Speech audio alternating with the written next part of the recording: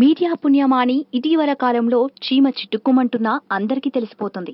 కానీ గతంలో ఎన్నో రోజులు గడిచినా సెలబ్రిటీలకు సంబంధించిన పర్సనల్ విషయాలు బయటకొచ్చేవి కావు. ఆఖరికి వారి పెళ్లిళ్ల విషయాలు కూడా తెలిసేవి కావు. తమతో కలిసి నటించిన వారిని పెళ్లి చేసుకున్నా, వారితో కలిసి జీవిస్తున్నా కూడా తెలిసేది కాదు.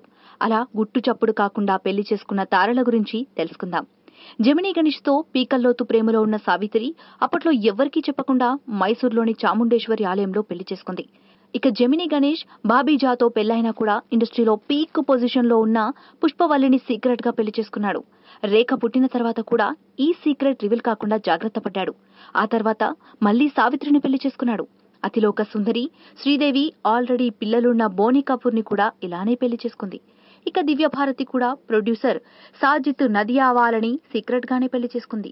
రమ్యకృష్ణ, కృష్ణవంశీ కూడా మా మధ్య ఏమీ లేదు అంటూనే మీడియా కంటికి కనపడకుండా పెళ్లి చేసుకున్నారు. ఈ వీడియోపై మీ విలువైన కామెంట్స్ ని మాతో షేర్ చేసుకోండి. అండ్ ఇంకో విషయం, సబ్స్క్రైబ్ చేయడం మర్చిపోకండి.